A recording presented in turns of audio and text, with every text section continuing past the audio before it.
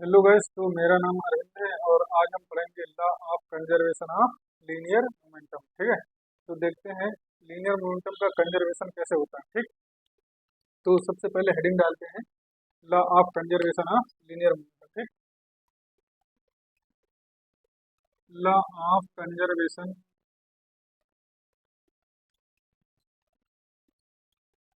Law of conservation of linear momentum. Linear momentum.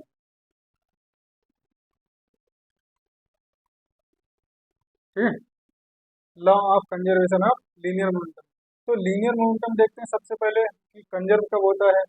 किसी भी system पर अगर एक्सटर्नल फोर्स जीरो है तो उसका लीनियर मोमेंटम क्या हो जाएगा, कंजर्व हो जाएगा। कंजर्व होने का मतलब होता है कि कांस्टेंट होगा, अब जो है चेंज नहीं होगा। मतलब किसी भी इंसिडेंट या घटना के पहले जितना मोमेंटम जिस डायरेक्शन में था उतना ही मोमेंटम घटना के बाद भी और उसी डायरेक्शन में होना चाहिए, तभी इसको कहेंगे क्या कि मोमेंटम कंजर्व है या फिर कांस्टेंट है। ठीक है, और मोमेंटम क्या है, मोमेंटम है वेक्टर क्वांटिटी। अगर मोमेंटम वेक्टर क्वांटिटी तो मैग्नीट्यूड भी कांस्टेंट होना चाहिए, मतलब मैग्नीट्यूड और डायरेक्शन दोनों कांस्टेंट होना चाहिए। मतलब सीधा सीधा ये कि घटना के पहले जितना मोमेंटम जिस डायरेक्शन में था घटना के बाद भी उतना ही मोमेंटम और उसी डायरेक्शन में होना चाहिए। ठीक है, तो आओ देखते हैं कंडीशन क्या होती है कंजर्वेशन ऑफ लीनियर मोमेंटम की। तो किसी भी सिस्टम में जब एक्सटर्नल फोर्स क्या हो, जीरो हो, एफ एक्सटर्नल अगर क्या हो, जीरो हो, तो मोमेंटम क्या होता है, कंजर्व होता है।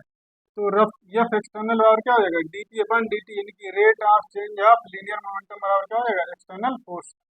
जब भी किसी सिस्टम पर एक्सटर्नल फोर्स लगेगा तो उसका मोमेंटम जो है समय के साथ चेंज होगा, तो इसीलिए कहते हैं rate of change of linear momentum. ठीक, और ये क्या होता है, फोर्स भी वेक्टर क्वांटिटी और ये भी वेक्टर क्वांटिटी। ठीक, अब बात करते हैं अगर एक्सटर्नल फोर्स जीरो होगा तो क्या होगा। तो एक्सटर्नल फोर्स पहले जीरो करते हैं, या एक्सटर्नल बराबर जीरो। अगर ये जीरो हो जाएगा तो डी पी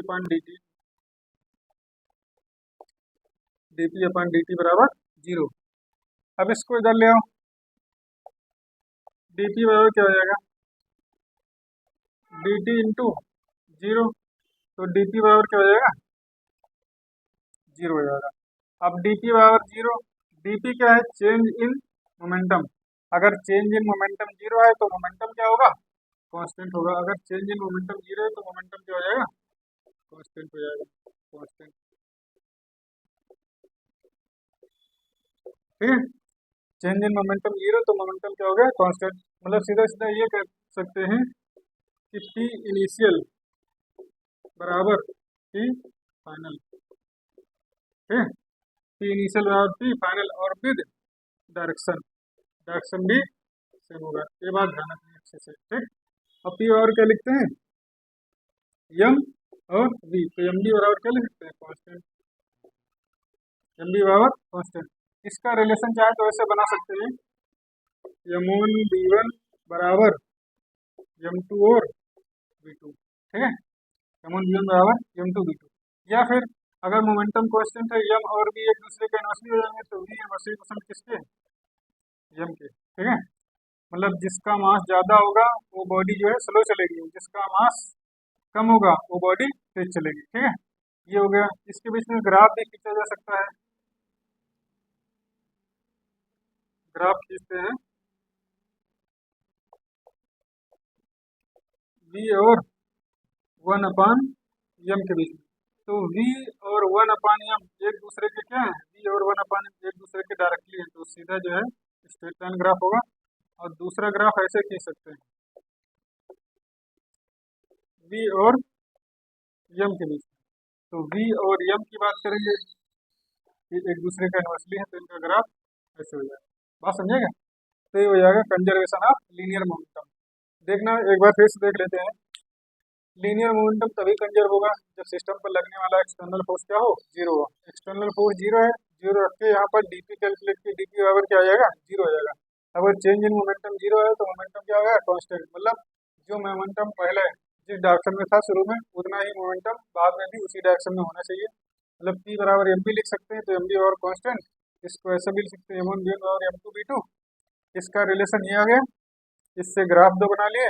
और चाहो तो इसको ऐसे भी लिख सकते हो, v1/v2 बराबर m2/m1, ठीक है। ये बात अच्छे से ध्यान रखना।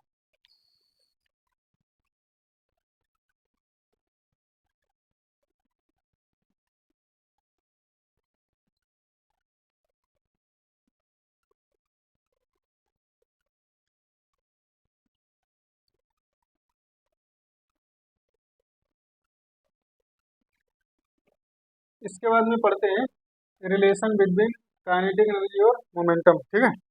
तो relation between kinetic energy and momentum, ठीक है। आओ देखते हैं।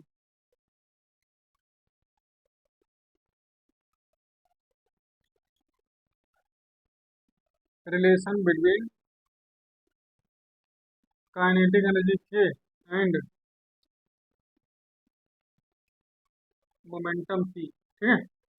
रिलेशन बिटवीन काइनेटिक एनर्जी और मोमेंटम, तो सीधे सीधे लिखते हैं काइनेटिक एनर्जी बराबर p²/2m, या फिर दूसरा फॉर्मूला ऐसे भी लिख सकते हैं, एक एक लिखते हैं पहले। काइनेटिक एनर्जी और p²/2m, और दूसरा क्या होता है k बराबर हाफ p और v, ठीक है। अब देखना जरा इसका क्या करते हैं। अगर मोमेंटम कांस्टेंट है, अगर मोमेंटम क्या है कांस्टेंट, p बराबर कांस्टेंट, अगर मोमेंटम कांस्टेंट है तो काइनेटिक एनर्जी और मास एक दूसरे का रिलेशन क्या हो जाएगा, इनवर्सली हो जाएगा। तो k इनवर्सली प्रोपोर्शनल m, ऐसे पढ़ सकते हैं इसको दो तरीके से, k डायरेक्टली प्रोपोर्शनल 1/m हो जाएगा, या फिर k इनवर्सली प्रोपोर्शनल m। अब इसके फॉर्मूला बना सकते हैं। फॉर्मूला क्या बना सकते हैं, यही नीचे बना लेते हैं, k1/k2 बराबर m2/m1, बात समझे क्या। इसका चाहे तो ग्राफ भी बना सकते हैं, k और m के बीच में ग्राफ।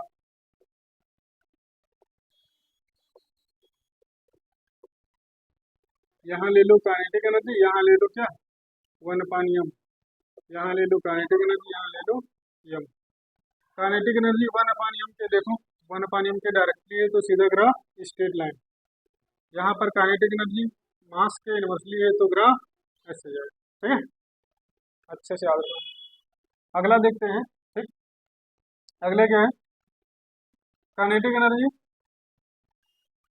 और इसके बीच में, ठीक है। अच्छा, इसका रिलेशन इससे भी निकाल सकते हैं, जैसे मास को कांस्टेंट कर दे तो kinetic energy directly proportional momentum पे हो जाएगा, तो ये भी कर सकते हैं, यही कर लेते हैं पहले। अगला है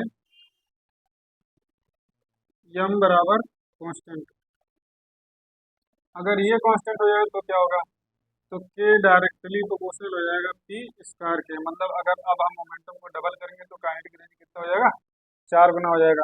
इसका फॉर्मूला बना सकते हैं k1/k2 बराबर p1/p2 का होल स्क्वायर। बात समझ में आ रही है क्या, k directly proportional p², k1/k2 और p1/p2 का होल स्क्वायर, ठीक।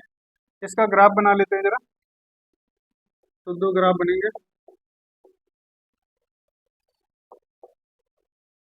अब बताओ k और p के बीच में, और दूसरा है k और p² के बीच में, ठीक है। देख रहा है p² के बीच में, ठीक। काइनेटिक एनर्जी देखो, काइनेटिक एनर्जी डायरेक्टली प्रोपोर्शनल किसके, p² के स्ट्रेट लाइन चला गया। और दूसरा k और p के बीच में क्या रिलेशन है, आप बताओ। काइनेटिक एनर्जी डबल करेंगे, मोमेंटम डबल करेंगे तो काइनेटिक एनर्जी कितना हो जाएगा, 4 गुना। तो इसका मतलब काइनेटिक एनर्जी एक्सिस पर ज्यादा कर जाएगा, ठीक है। ओके।